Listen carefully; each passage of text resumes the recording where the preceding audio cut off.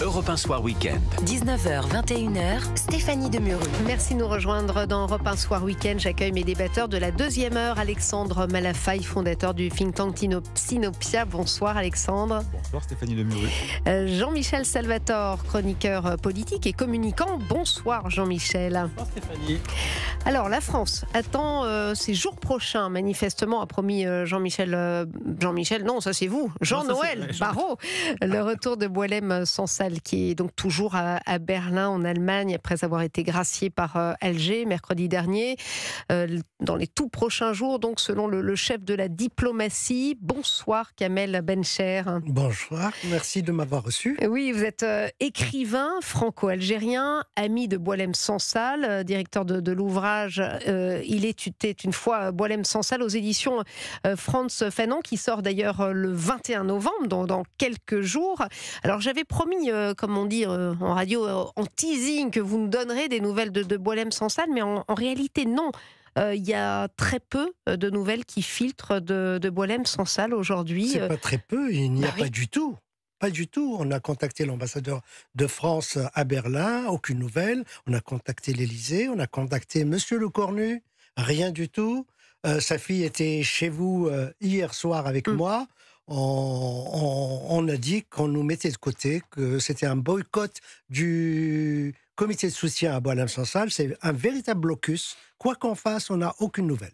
Alors, ça paraît incroyable ce que vous nous dites quand même. Sa propre fille, bon, vous êtes un très proche depuis longtemps de l'écrivain. Le comité de soutien à Boualem-Sansal l'a en effet soutenu dès le premier jour. Comment vous expliquez ça, Kamel Bencher? Je n'explique pas du tout. J'ai écrit 2 textos à Boualem. Il a 2 numéros de téléphone, un algérien, un français.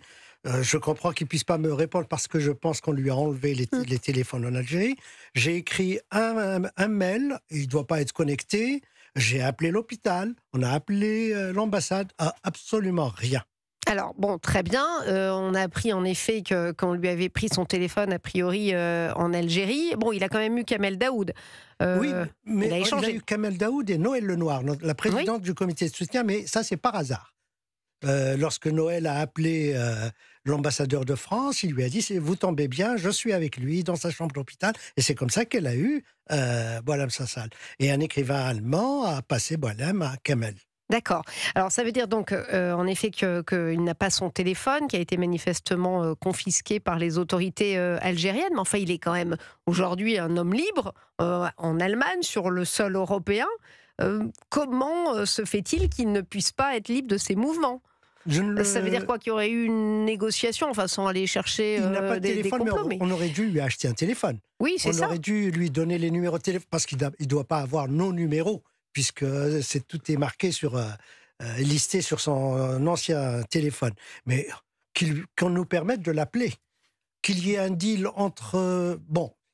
on marche toujours sur les œufs avec l'Algérie, ça c'est une évidence. Oui. Peut-être qu'il y a eu un deal entre l'Algérie et l'Allemagne.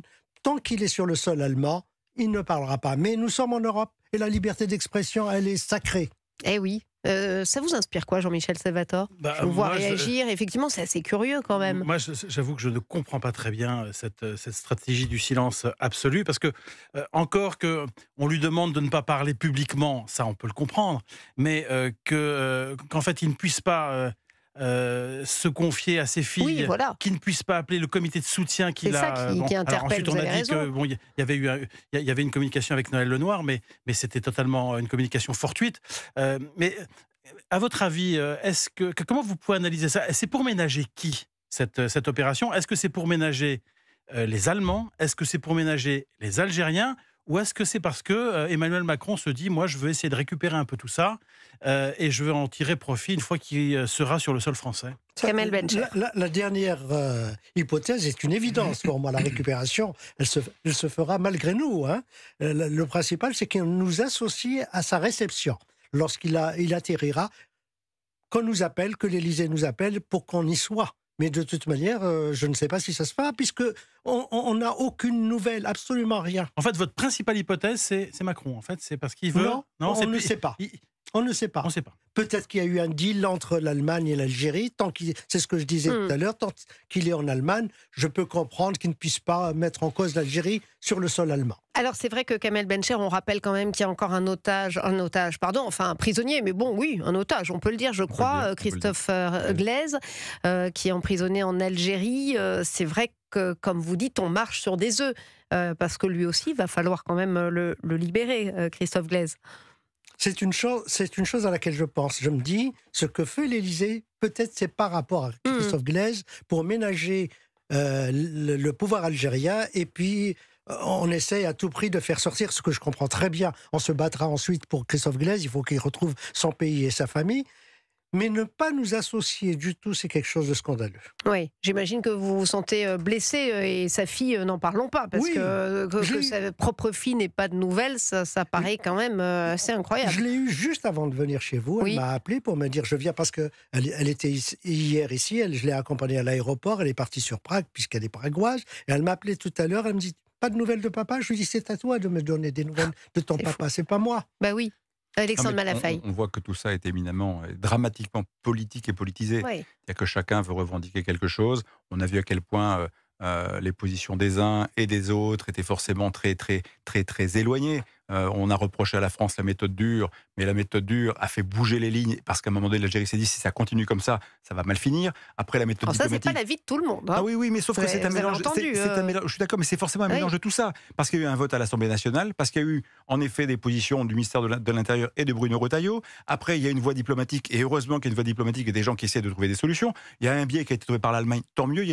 Maintenant, ce qui est sûr, c'est que le dossier est à plusieurs niveaux. Il y avait Boualem Sansal, il y a Christophe Glaise, il y a d'autres dossiers. Bien sûr, l'intérêt de la France, c'est d'essayer quand même de rétablir un peu les relations avec l'Algérie pour faire avancer un certain nombre de dossiers, comme par exemple les OQTF. Mais ce qui est absolument à minima maladroit et incompréhensible, en effet, c'est que tous ceux qui se sont mobilisés soient pour l'instant tenus à la gaffe à distance. Ça, c'est vrai que c'est incompréhensible, parce que tout le reste, on peut le comprendre. Tout le reste, le fait que c'était subtil, compliqué, qu'il faille ménager les apparences, qu'il faille protéger le fait qu'il ne faut pas faire perdre la face à un tel. Après, en effet, on peut s'indigner aussi du fait de remercier le président Tebboune. C'est sûr que ça peut faire réagir. Mais à la limite, parce que tout ça ne fait pas faire partie d'un deal. Mais vous ne devriez pas être traité comme ça. Alexandre Malafaille, votre analyse, et on va interroger Kamel Bencher, ça m'intéresse d'avoir votre point de vue là-dessus, mais enfin, jusqu'à aujourd'hui, c'est vrai que l'exécutif n'est pas du tout d'accord, à commencer par Laurent Nunez dans la tribune dimanche, qui a permis de renouer avec l'Algérie. C'est d'abord notre volonté affichée au sein du gouvernement de rediscuter. C'est cette attitude que j'ai adoptée dès mon arrivée au ministère. Sous-entendu, contrairement à Bruno Retailleau, qui a employé la manière forte. Tout ça, pardonnez-moi, est éminemment politicien.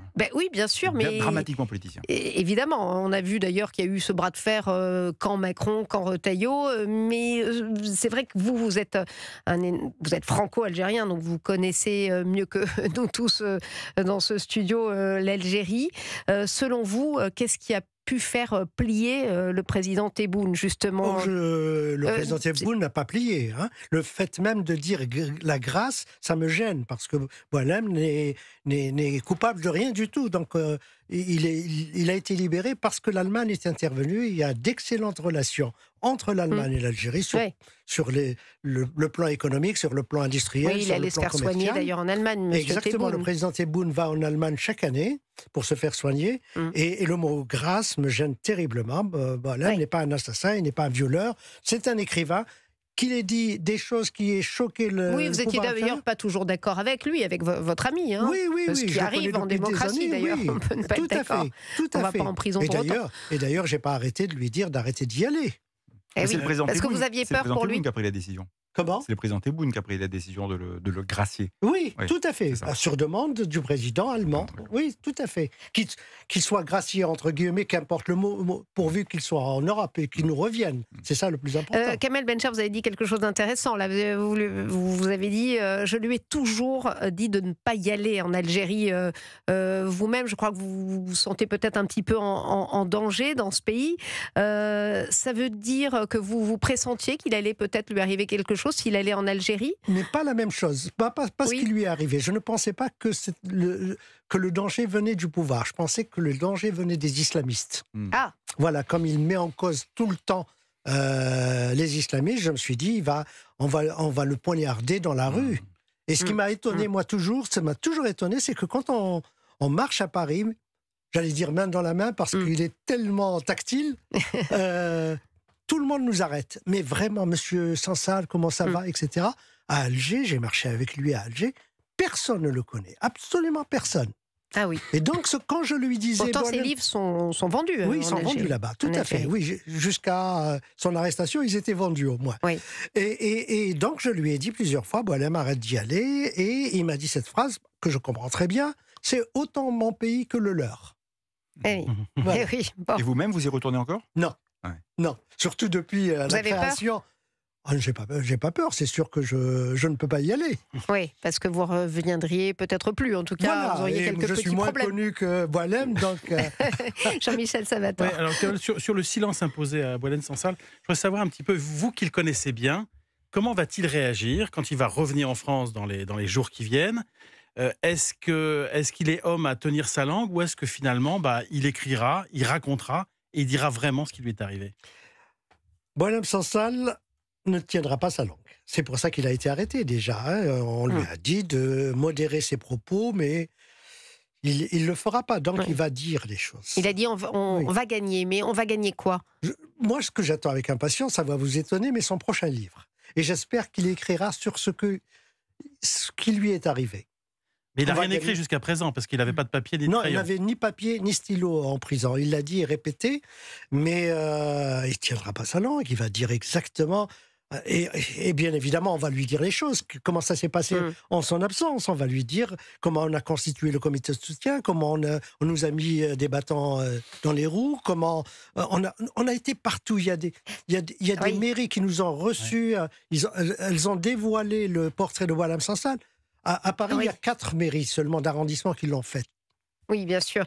Kamel Bencher, bon, vous dites qu'il ne va pas tenir sa langue, mais enfin, on en parlait il y a quelques instants. Il y a encore le français, Christophe Glaise, qui est en prison. Il y a la question des OQTF qu'il faudra que l'Algérie finisse par récupérer. Justement, peut-être qu'il sera un petit peu contraint de tenir sa langue pour ne pas crisper encore davantage le président Tebboune, qui est bien susceptible, je pense. Ça ne lui est pas opposable. Il n'est pas ministre, il n'est pas président, il est écrivain. Il dit ce qu'il a envie de dire, c'est au gouvernement français de ménager les susceptibilités. Ah oui, mais bon, Jean-Michel Salvatore, il y a quand même beaucoup de susceptibilités du côté d'Alger. Oui, alors il y a beaucoup de sujets. Alors c'est vrai que Laurent Nunez, dans la Tribune dimanche aujourd'hui, explique qu'il ira en voyage officiel au mois de décembre en Algérie. Est-ce que vous croyez à un possible réchauffement relatif des relations entre la France et l'Algérie, ou est-ce que vous considérez que les choses sont allées trop loin et que ça mettra beaucoup de temps? Ah, j'espère qu'il y aura... que ce sera apaisé dans l'avenir. Il faudrait que ça s'apaise parce que l'Algérie est en face de la France. Il y a 1 million d'Algériens en France. Il faut que tout soit apaisé. Et on a besoin les uns des autres. De toute manière, il n'y a pas de haine entre les peuples français et algériens. C'est une évidence pour moi. Hein. Bien sûr. Et en plus, sur la question sécuritaire, sur la question des OQTF, il y a énormément de questions à soulever avec le pouvoir algérien. Et il faudrait que ça s'apaise. Est-ce que vous pensez quand même que les relations seront peut-être plus faciles entre l'Algérie et la France quand on aura, nous, en France, un nouvel exécutif? Parce que c'est vrai qu'Emmanuel Macron a pris des positions et a eu aussi des aléas, si je puis dire, ou des zigzags dans sa stratégie diplomatique. Est-ce que vous pensez qu'un changement à l'Élysée peut amener à un moment donné la possibilité de renouer quelque chose, qu'il va bien falloir qu'on soit un peu au-delà de la politique spectacle, ou de simplement on y va, on attend? On a bien vu qu'il y avait déjà eu des choses depuis 1 an, et puis au bout du compte, à chaque fois, ça n'a vraiment rien donné. Les dossiers restent toujours un peu stériles, quoi. La difficulté est venue, c'est une évidence pour moi, le jour où le gouvernement français a reconnu la marocanité du Sahara. Oui, c'est Emmanuel Macron. Oui, c'est ça. Mais c'est pas uniquement Emmanuel Macron. Le président américain l'a reconnu, les Pays-Bas, l'Espagne. Pourquoi toujours cette rente mémorielle? Pourquoi toujours reprocher quelque chose que d'autres pays ont fait? Ils en font un fonds de commerce, là-bas. Oui. Oui. Mais donc, comment on traite le problème algérien qui aujourd'hui fait de la France un espèce de bouc émissaire, un responsable de tout? Ça aussi, c'est un sujet. C'est ce que je disais tout à l'heure, il faut apaiser les relations, il faudrait que l'Algérie et la France ne soient plus le colonisateur et le colonisé, l'ancien colonisateur et l'ancien colonisé. C'est quoi le chemin pour faire ça? Comment on fait? Je n'ai pas la potion miracle, je ne sais pas.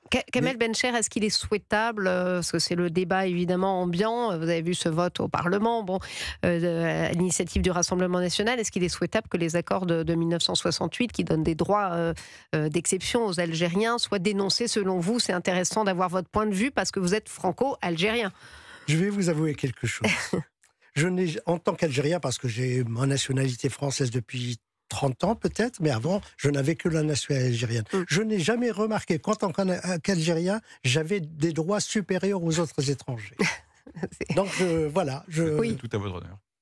Oui. C'est ce qui est oui, en effet, c'est intéressant de le dire comme ça, Jean-Michel Salvatore. Et le fait que Laurent Nunez connaisse bien l'Algérie, c'est quand même un gage pour que les choses s'arrangent un petit peu quand même. Tout à fait. C'est ce qu'on disait tout à l'heure. Les parents du ministre de l'Intérieur sont nés à Oran, donc c'est des pieds noirs. Il connaît bien. Oui, à travers les récits faits par son père et sa mère, il connaît très très bien l'Algérie et je pense qu'en fond de lui, il a quelque chose d'algérien. Il n'y a pas de doute pour moi. Hein. Et pour le président Tebboune, ça change un petit peu la donne d'avoir un interlocuteur français comme Laurent Nunez. Vous pensez que ça compte? Ça change la donne, non pas parce que c'est M. Nunez, c'est parce que M. Nunez a cette façon de parler. Il se rapproche de l'Algérie, il donne des gages de bonne volonté, et ça c'est important.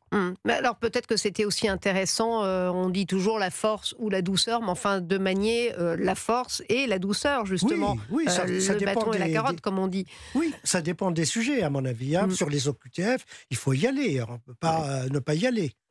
Ça serait bien, en effet, que le président Tebboune accepte de reprendre ses obligations de quitter le territoire. Est-ce que vous pensez qu'il va y consentir un jour? Oui, mais ça fait partie d'un package. Oui, d'un package, mais bon. Oui, je pense que ça se fera. Ce qui est intéressant dans l'intervention d'Allemagne dans le jeu aussi, c'est qu'en fait, l'un des sujets pour l'Algérie, c'est pas simplement que la France. C'est l'Algérie, elle essaye de se repositionner sans doute vis-à-vis de l'Europe, pour toutes sortes d'intérêts, y compris bien sûr économiques, pas seulement. Et donc, il y a un jeu à plusieurs bandes qui est en train de se faire. C'est peut-être le début de quelque chose. Si on est capable de jouer la partie à plusieurs, on peut peut-être discuter des OQTF et en contrepartie, permettre aux Algériens d'avoir d'autres contreparties sur des ouvertures en Europe, sur une approche différente de ce qu'ils ont vécu jusqu'à présent. Moi, j'ai une petite question à vous poser. Quand vous allez le revoir, ce qui ne saurait sans doute tarder, vous avez envie de lui dire quoi?